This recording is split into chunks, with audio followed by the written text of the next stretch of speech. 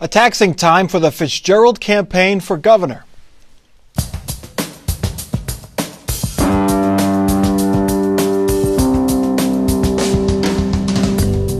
From the Battelle studio at WOSU at COSI, this is Columbus on the Record. Joining Mike Thompson this week, Kathy Kandinsky, State House reporter for the Columbus Dispatch, Chrissy Thompson, State House reporter for the Cincinnati Enquirer, Gene Krebs, former state legislator, Joseph Moss, chairman of the Ohio Hispanic Coalition. Ed Fitzgerald is still largely unknown by Ohioans who will vote for governor next year. Unfortunately for the Democrat, some voters are getting to know him by reading about his running mate's huge tax bills.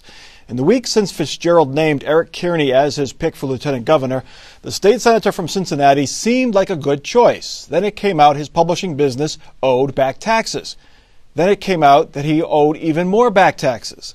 Then it came out that he owed even more back taxes. This week he tried to explain everything once and for all. This is not, nor has it ever been, a matter of my wife and myself failing to pay our personal income taxes. Our relationship with the IRS has been cordial and cooperative, and we appreciate their help in resolving this matter and in keeping KGL in business. In total, the Kearneys and their company owe $825,000 in federal and state taxes. Kearney says the tough economy's impact on the publishing business led to the trouble, and he's making regular payments to erase the debt. Chrissy Thompson, $825,000 in back taxes. Bottom line question, why is he still a candidate for lieutenant governor? You think this would disqualify him? There's a lot of discussion among Democrats right now about whether this was the right choice. Continually talking to the campaign, it sounds like they have done quite a bit of damage control with Democrats, and right now he's still a candidate. But there certainly is a lot of discussion about that. Now, Eric Kearney and Ed Fitzgerald say that they knew about this before he was named the running mate. That's kind of worse than not knowing about it, isn't it? Not knowing about it and still putting him on the ticket versus not knowing about it. I'm not sure they can win on either point there. And I wonder to what extent this was known. I mean, the fact that somebody that runs a business or maybe even several businesses may have an outstanding tax debt. And let's make sure that our viewers understand that this is not an issue of legality or illegality. This is a debt, some of which he actually inherited from the purchase of the business.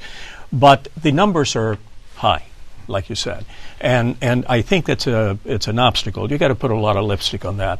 Now, Gene, his defense is twofold. One is he says, look, I could have shut down the company and laid off all the employees. I didn't. I stepped up. I saved the company. I do owe all these taxes, and I'm trying to pay them off. Right. And he also says that he can relate to other small business people because they face the same situation. So does that mean hands off for Republicans? They're not going to bother him on that? No. What it means is the fact most Republicans just sitting back and just watching this whole thing go on. I think what it means from a small business perspective is that he did not manage he managed the problem as best he could. But when you're a public elected official, you've heard me say this before on the show. This is why I encourage people. They say, I want to run. I say, no, you probably don't want to run.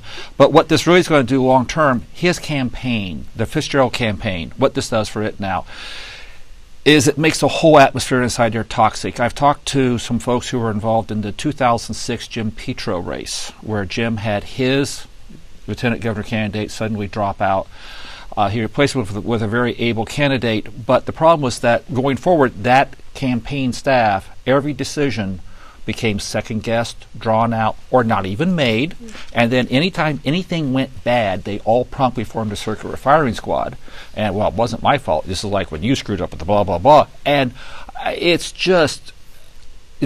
Before this happened, some folks, because Fitzgerald had trouble getting his campaign going. I have to say, I know Eric Kearney. I've met Ed Fitzgerald. I like both gentlemen, but the Fitzgerald campaign was having trouble getting traction before this occurred. But we still have a long way to go. I mean, it's still only December. We have 11 months to go.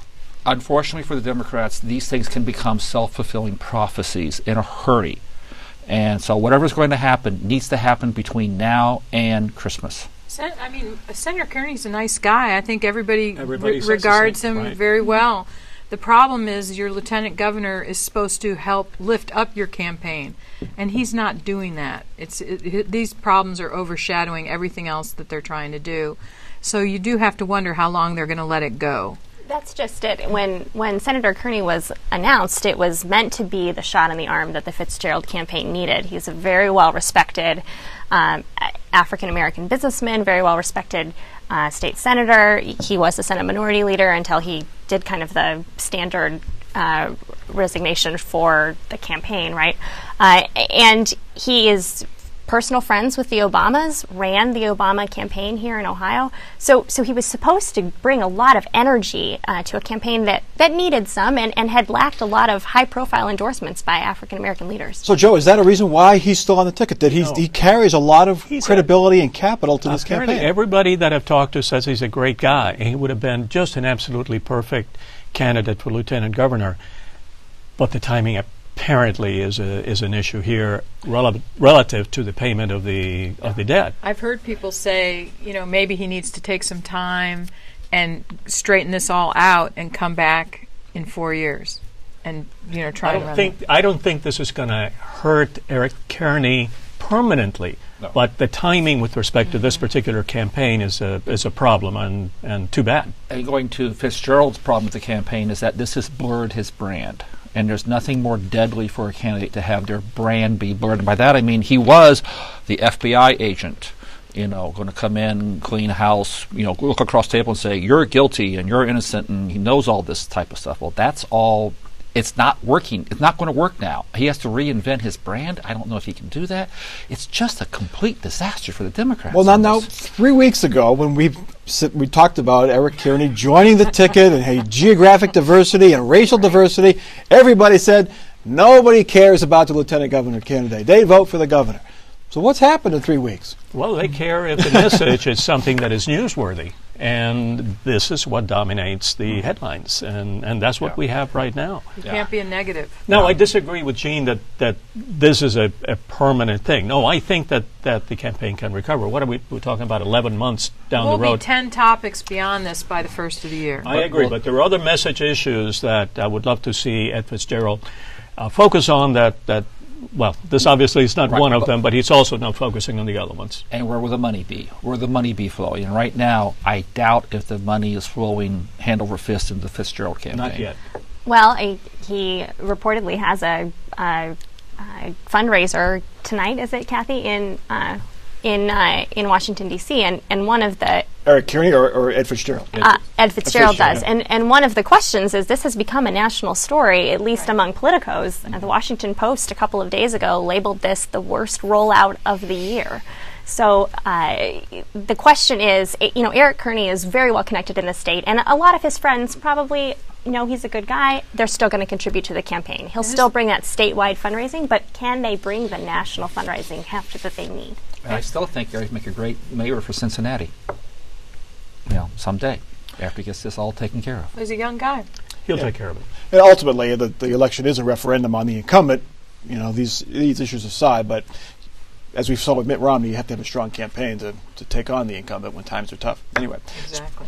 Lost among all this talk of Eric Kearney's back taxes is some lousy economic news. Times certainly are not as bad as they were a few years ago, but Ohio's unemployment rate has creeped up. In Jobs Ohio, the governor's quasi-private development agency fell short of its latest quarterly performance goals. Jobs Ohio says companies are just delaying investments. Critics say the report shows that Jobs Ohio is a bust. Kathy Kandinsky, Jobs Ohio has been a glass half full, if not completely full, organization. For them to say that things are not as good as they had hoped, that means says it's something. awful. Yeah. Means it's bad. I don't know. Well, the part of the thing that Jobs Ohio does is it reports what's coming in the pipeline. It takes what companies say they're going to be creating in jobs and what projects they're going to be doing, and that's what their reporting is based on, rather than what has occurred thus far. So anytime you're doing that it's a projection at best. What's, I guess, maybe getting some attention is that their projections are lower than they've ever been, which means they're setting the bar really low. And as you know, with the gubernatorial race coming up, the governor who's running for re-election is going to have to make a strong case that he has improved Ohio's economy. And with numbers like the unemployment number, which everybody can wrap their head around, is higher than it's been in the last couple of years. It's 7.5%, 7.5%. a full half percentage point now, full half percentage point above the national rate. And folks that cover human services issues like I do also note that Ohio's poverty rate is still high. I mean, there's been no change there. Anecdotally, you're hearing about new jobs that are coming to the state that are paying low wages, not enough for families to support themselves on, hence so many people still enrolled in public assistance programs like Medicaid, food stamps, etc. So it's tough, but we should be having a discussion in this coming election season about how far we've come, and we're going to hear two totally different takes on that, as you know. And the problem is also that you make your own bed sometimes, and Governor Kasich has tied the issue of taxes in Jobs Ohio to the performance of the economy. And if it's underperforming, then that's going to represent a problem for him that he made himself, perhaps. But I'm reminded of what I'll quote Mark Twain, so I won't pull a Joe Biden plagiarize here. But there's lies, damned lies in our statistics. We are at the highest number of private sector jobs we've had in like 5 years, though. So 4.5 million. So, in other words, some things in the economy is going forward. And I agree with you, Kathy, that it's an uneven thing. But yet there are definite bright spots. The question is, when you do the polling, generally speaking, Bobby, Betty, Buckeye feel a little bit better about how things are going, and I will disagree. I think the media may be overemphasizing the importance of, and I'll disagree now with Jim Rhodes too, the importance of job stuff on this. A job is a means to an end. You have a job to provide for your family, your children's health, safety, and security, those types of things, for your values. And the real question is, how do the voters feel about the values coming forward? The job, I want to emphasize, is a very important means to an end. I don't want to demean it, but that's a means to the end. So don't overemphasize it. Well, I think the one point that you make about the jobs, the private sector jobs being at this high level, overall, if you count public sector jobs, our economy has stagnated in Ohio, and there usually is a 3 to 6 month lag for voters as to when they can actually feel that themselves. You say that the polls are showing that indeed Ohioans think that we're a little better off than we are. So the question is, where will we be at the time of the election? It is early, right? Well, hopefully Jobs Ohio can do something in order to bring new industry to Ohio. But the performance of the economy in the state of Ohio right now, in essence, reflects a much broader picture that has to do with manufacturing and pent-up demand, whether that was met and then now is no longer met, and now it's slowed down slightly because of that. So it is a bigger picture. But I don't know, Gene, what the voters are actually going to be remembering 11 months from now, and it depends so much on what might be on the headlines at the moment. No, I'm not suggesting that there was any political influence on this report or anything, because we all know it's completely separate, Jobs Ohio and the administration. But we all know that expectations are a crucial chip to play in a political campaign. Right. Might Jobs Ohio be lowering the expectations in December of 2013? I think you're onto and something. then come June of Not 2014, occurred to we're me. rolling in jobs, and it looks that much better? It's like when the electric company says you're not going to get power for a month, and it's on the next day, they're the heroes.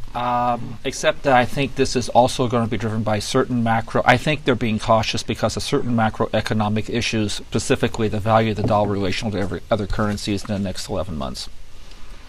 I'm walking out here, I know, but this is not just this is an interconnected global economy. So, well, they'd be smart not to oversell. They'd be smart. So if that's what this is, then they're being smart.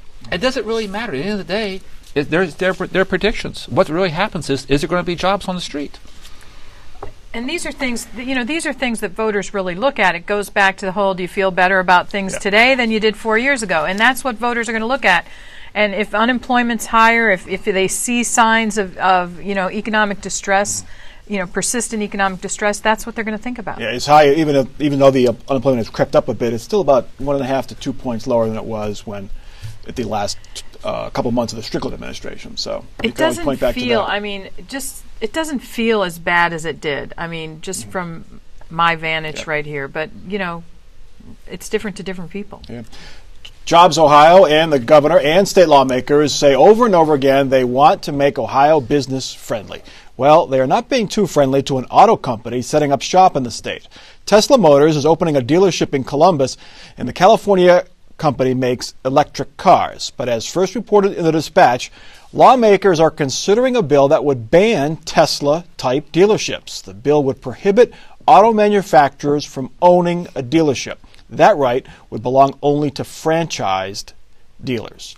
Chrissy, why not have an auto dealership sell cars?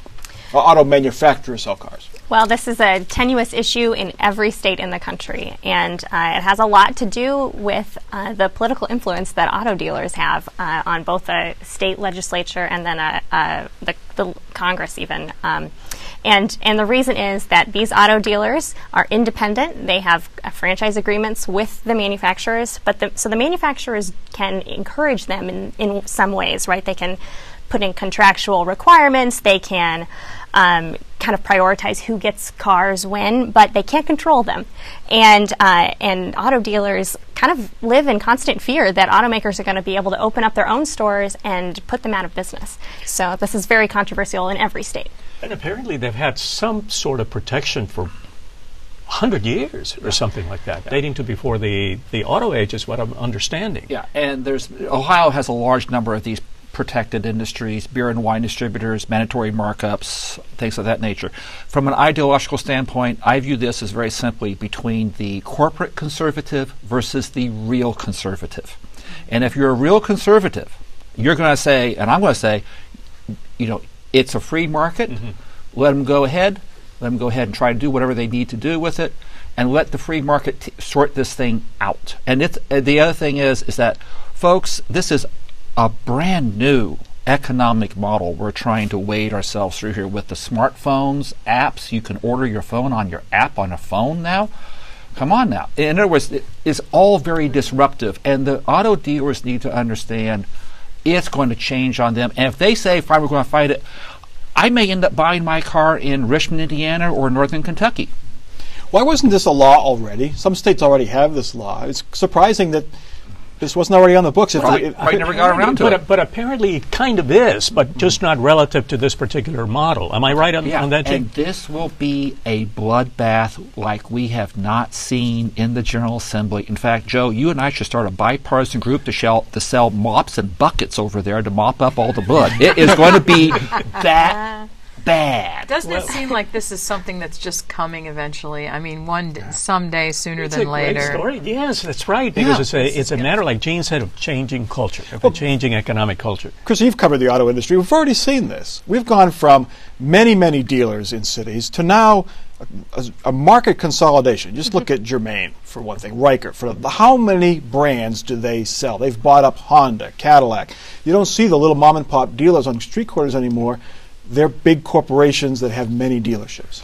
Well, you talk about auto dealership consolidation, though, and I just will go back to the point of the power of the independent auto dealer. Remember, when GM and Chrysler were being bailed out, and as part of those their bankruptcies, they tried to shut down a lot of dealerships, and the political backlash against that, and I covered General Motors in Detroit, and they had to reinstate well over 100 dealers after they had already decided to do this. So this is something that they will fight, and it's very difficult to beat the independent auto dealer. But on an ideological basis, this should be a linchpin issue for the United Conservatives of Ohio. If you are a real conservative, you're going to back the freedom of Tesla to sell their cars in whatever manner they can within the free market framework without any fraud, graft, or corruption. So here's the position that Governor Kasich is in.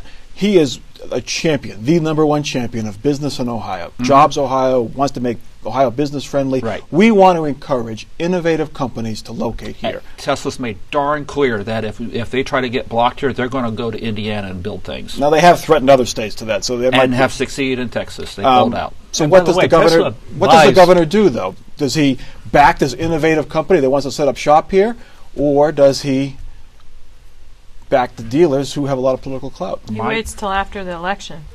That's the thing. I cannot see this being a massive, bloody political battle next year during an election year when every single one of these dealers is making significant campaign contributions to their local state house representative. Not to defend car dealers and car salesmen, but they do employ a lot of people. They have 35,000 people. They have service departments that help people and employ people, technicians and They're things like often that. involved in community things. Yeah, you always see their names on events and such. Very well connected. So is that worth hanging on to rather than have the Walmartization of car sales in Ohio? I don't think Tesla is ever going to Not be them, but if they selling if they Walmart succeed, products. If they do it, was to prevent GM or Chrysler or anybody else. Absolutely. Well, yeah, that's the fear. That's the major fear, right? all right, not to pick on Walmart either. Anyway, our last topic. Remember the controversy over the city and county purchase of Nationwide Arena? That deal gave the Blue Jackets free rent. Well, the controversy is back, kind of. The government reform group wants to put the issue on the ballot. It's the same group that campaigned against the Columbus school levy and is pushing for public financing of city campaigns. The strategy is complicated, but if the ballot issue is passed, it would prohibit the city from making payments on the purchase of the arena. Now, the city and county bought the arena a year and a half ago in an effort to keep the Blue Jackets solvent and keep the team in Columbus. Kathy Kandinsky, first the Blue Jackets lose their goalie for a month. Their star goalie loses, and now they have to possibly fight this battle again? I know. This is a confusing topic because, as you know, the city and the county made a contractual agreement to purchase this. So now what this group wants to do is put something on the ballot, which, if approved, and they're able to do this, which, if approved, would have them stop making payments. What I'm told is that attorneys now are researching whether, if successful, if the voters would approve that, whether they could actually break a contract. So the best I can say is there's a lot of people that don't like this deal and they still want to try and shut it down. And the question is probably going to be decided years from now in the courts, because I think it'll just take a long time to figure out. I don't think they're sure what the legal standing on it is. Mr. Attorney?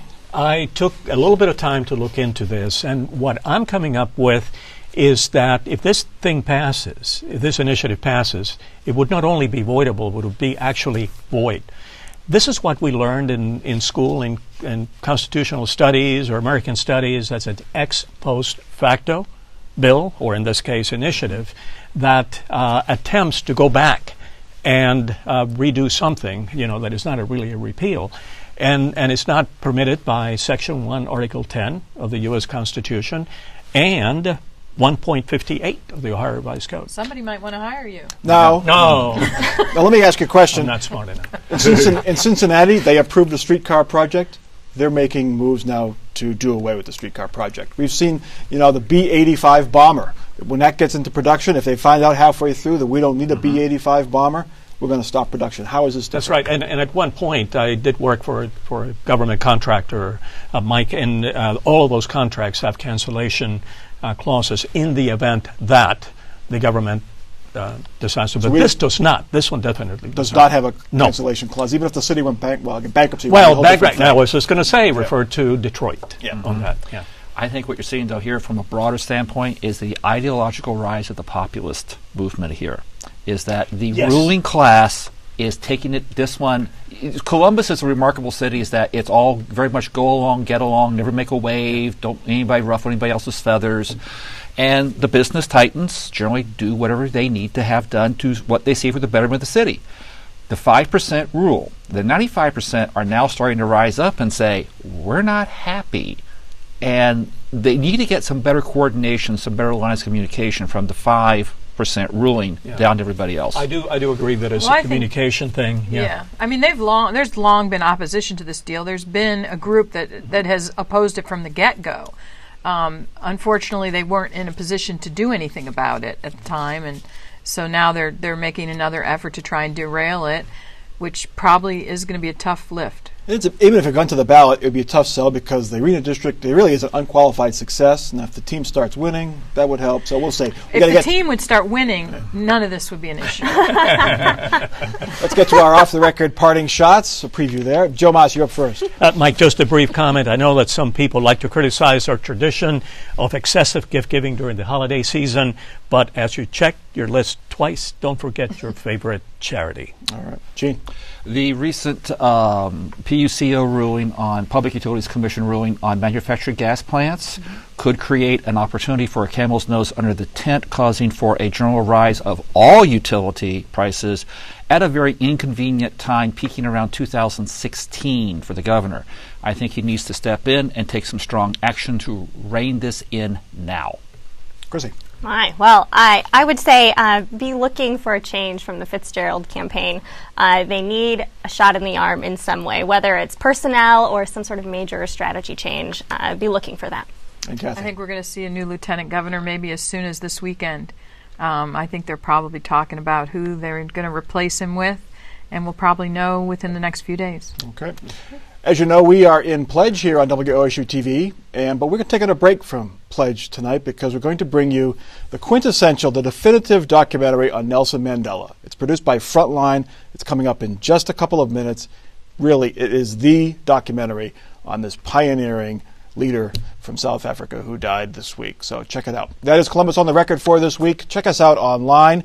We're on Twitter. We're on Facebook, on the web at WOSU.org.